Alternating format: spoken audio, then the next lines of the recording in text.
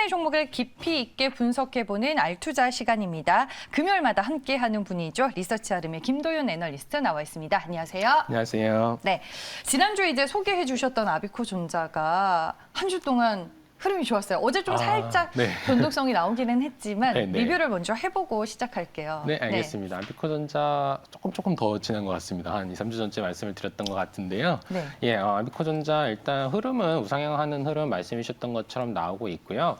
DDR5의 저항기와 인덕터 공급하면서 수혜주라고 좀 소개를 드렸었습니다. 말씀드린 이후에 최근에 좀 업데이트된 자료에 따라서 좀 숫자적인 부분에서 업데이트 드릴 게 있어서 오늘 좀 리뷰를 해드리고자 말씀을 드리고자 하고요. 메탈 파워 인덕터, 기존에 이제 DDR4에는 저항기만 공급했지만 이 메탈 파워 인덕터라는 제품을 개발을 해서 공급하게 되면서 수혜가 된다고 말씀을 드렸었는데요. 이제 DRAM5, DDR5에는 이제 3개에서 4개 정도가 탑재가 되고 기존에 좀 동사 주력이었던 저항기보다는 판매 단가가 한 5배 정도 이상 높다는 그런 추정치가 좀 나오고 있습니다. 공급 시점은 내년도 1분기로 좀 확인이 되고 있고요. 이런 부분들 좀 참고해 봐 주시면 좋을 것 같고요. 또 아비코테크 자회사 전장용 PCB 관련된 모멘텀 있다고 말씀을 드렸었는데요. 말씀드렸던 그대로 올해 이제 그동안 좀 적자폭이 컸었는데 신차 수주하면서 이제 적자폭 줄이고 내년도에 흑자 전환이 좀 확실시되는 상황이다. 그렇기 때문에 내년도 1분기부터 나오는 숫자 위주로 좀 봐주시면 좋을 것 같다는 말씀 좀 드리고 싶고요. 네. 마지막으로 또 이렇게 좀 우상향 추세에 있지만 그 추세가 깨지지 않는 선에서는 오를 때보다는 떨어지실 때 좀 사시는 것이 단기적인 리스크에 대응하실 수 있는 가장 효과적인 방법이 아닌가 이렇게 좀 말씀을 드리면서 좀 리뷰 마무리하면 좋을 것 같습니다. 알겠습니다. 10월 1일에 소개해 주셨던 네. 종목이었네요. 아비코존자 최고가 기준으로 수익률 18.1%를 달성하고 있습니다. 네, 그럼 이제 본론으로 들어가겠습니다. 오늘 투자 아이디어를 얻어오신 관련 기사 바로 만나보겠습니다. 네, 민간 우주 시대 연다 위성 대량 생산 체제 구축이라는 헤드라인의 기사입니다. 기사 내용을 조금 더 자세히 확인을 해볼게요. 네, 한국항공우주연구원 주도로 만든 1호기가 올해 3월에 성공적으로 발사가 됐고 2호기부터는 한국항공우주가 설계부터 제작까지 총괄을 하고 있습니다. 내년 상반기에 발사가 예정이 되어 있고요. 3에서 5호기의 개발과 제작도 진행 중입니다. 그리고 국내 최대 규모의 위성 조립 시험장 구축을 하고 있는 상황입니다. 어제 누리호 발사로 인해서 네. 오늘 이 우주항공 관련주들 어떻게 움직일까 지금 새벽부터 네. 저희 채팅방에 정말 네. 활발하게 이슈가 네. 되고 있거든요. 오늘 네. 근데 또 이 주제로 가지고 오셨어요. 네, 맞습니다. 네. 어떤 포인트로 좀 접근을 하신 걸까요?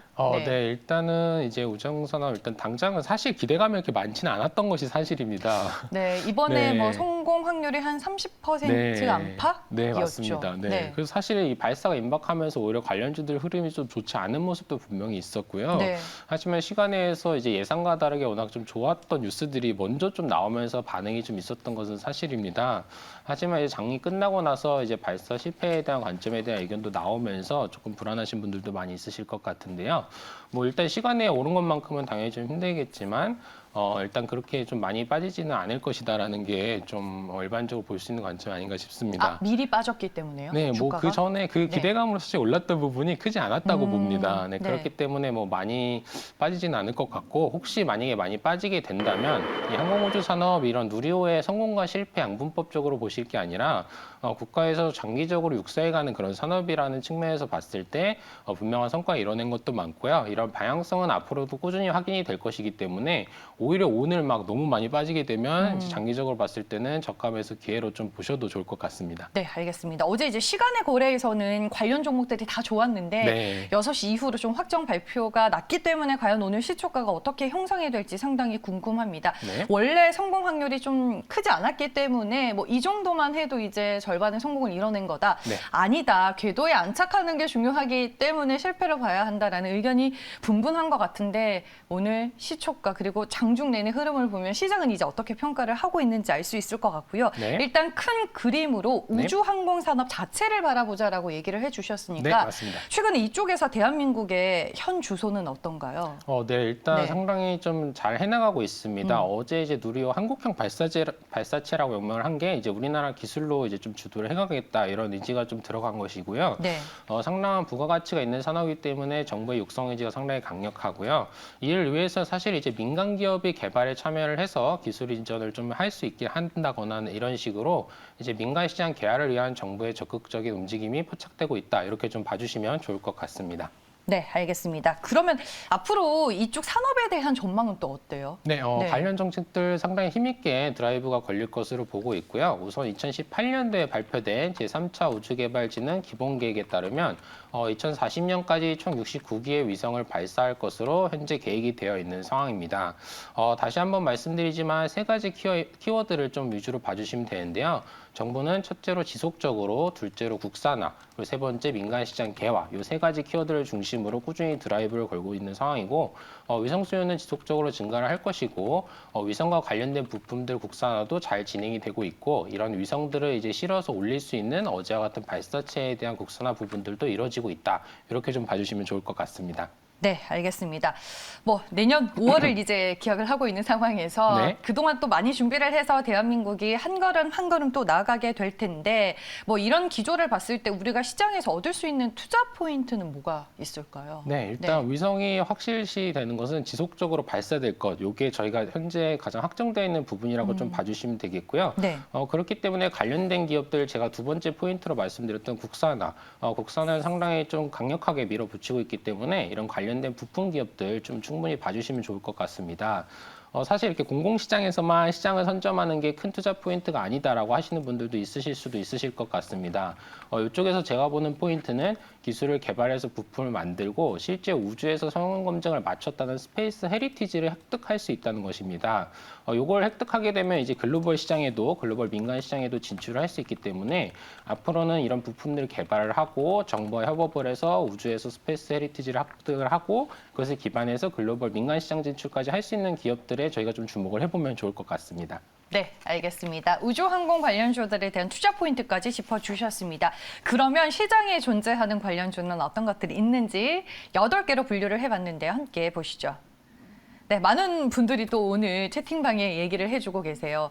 그중에 이제 나왔던 종목들이 많이 눈에 띕니다. 세트레가이, AP 위성, 한국항공우주, 하나에어로스페이스, 하나시스템, 하이로코리아 그리고 한양 ENG는 참여한 업체로도 또 잘 알려져 있죠. 제노코까지 있습니다.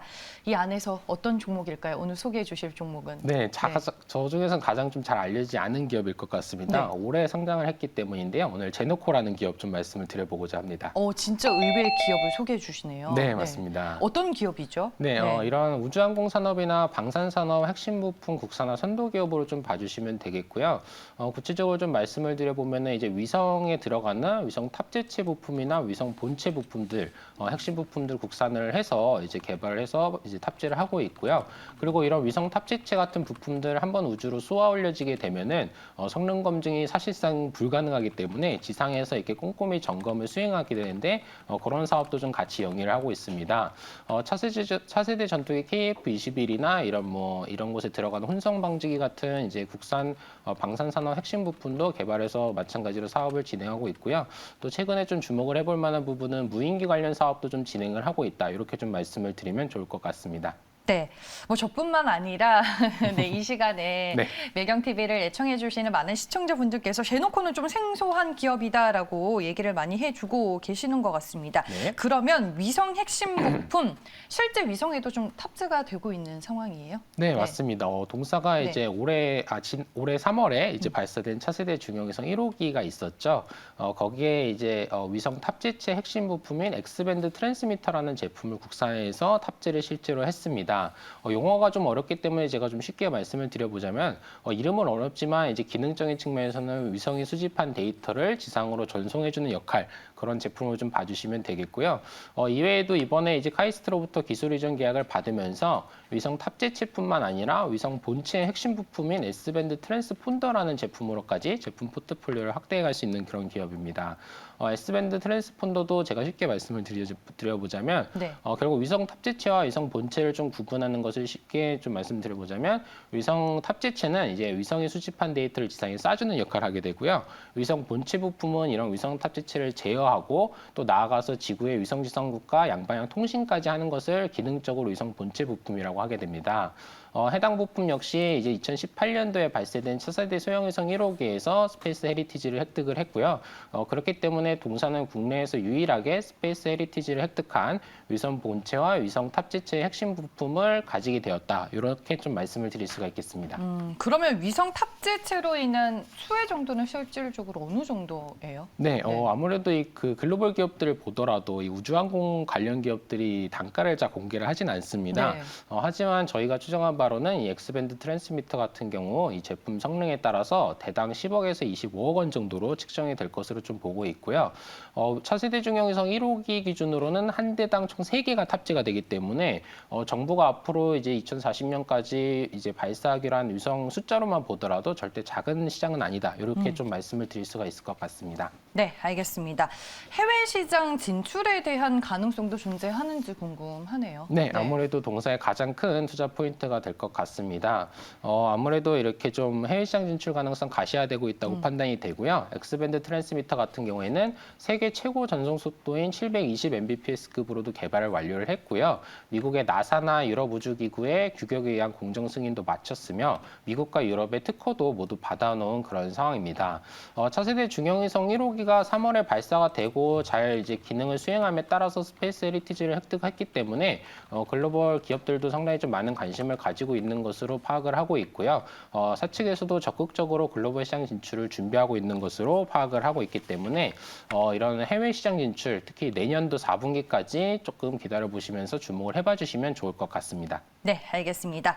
그 외에도 또 주목해볼 만한 부분은 어떤 것들이 있을까요? 네, 무인기 사업의 성과가 좀 가시화되는 그런 상황입니다. IMC라는 이 무인기가 임무 수행을 할 때 각종 장비들을 제어해주는 이 통합 그 컴퓨터라고 좀 봐주시면 되겠는데요. 이걸 좀 연내까지 개발 완료하고 내년도에 한 30대 규모로 양산에 들어갈 것으로 좀 보고 있습니다. 이외에도 어떤 소형 센서를 이용해서 이제 표적을 식별하고 추적하고 감지하는 역할을 하는 이런 센서 네트워크 기술도 좀 가지고 있고요. 무인기 사업은 2012년부터 좀 꾸준히 해온 만큼 또 관련된 이제 성과가 나오는 시점에서 좀 말씀을 드려볼 만한 포인트라고 될 수가 있겠고요. 사실 무인기의 군 활용 기사들 많이들 접하셨을 것 같습니다. 네. 좀 무서운 이야기지만 현실화되고 있는 것이 사실이고 국군에서도 관련된 사업들 지속적으로 추진하고 있는 것으로 알고 있습니다. 관련돼서 내년도에 양산 시작하는 시점에서 언제든지 좀 주가 모멘텀에 반영이 될 수 있을 것 같습니다. 네, 알겠습니다. 뭐 이런 얘기들을 저희가 쭉 종합해 봤었을 때 과연 지금 이 시점에서 투자 전략은 어떻게 잡는 게 좋을지 또 궁금해 하실 것 같아요. 전략 마지막으로 정리해 주시죠. 네, 가장 중요한 좀 네. 부분이 될 것 같습니다. 현재 시가총액은 1,400억 원대입니다. 사실 국내에서 이런 우주항공 관련 기업들을 봐주시게 되면은 영업 적자를 기록함에도 이제 이런 누리호 이슈가 없었을 때도 뭐 시총 2천억도 하고 4천억 원도 하고 그렇게 좀 고평가를 받을 수 있는 그런 환경이었거든요. 동사 같은 경우에는 이제 위성 탑재체와 위성 본체의 핵심 부품들 기술들을 모두 확보를 했다는 점에서는 충분히 좀 가장 저평가된 우주항공 관련 기업이라고 좀 말씀을 드릴 수가 있겠고요. 동종업계 중에서 좀 실적 나오는 한국항공우주나 휴니드 등만 피어로 봤을 때도 퍼나 38배 정도를 적용을 받는데 동사 같은 경우에는 내년도 예상 실적에다가 35배만 주더라도 적정 주가는 일단 82,000원으로 좀 말씀을 드릴 수가 있겠고요. 그렇게 됐을 때 시가총액이 딱 2천억 원 정도가 되게 됩니다. 네. 하지만 좀 말씀을 드리고 싶은 부분은 누리호 이슈로 가격 변동성이 커질 수 있습니다. 당장 오늘 시장에서 좀 좋지 않은 반응이 있을 수도 있고요.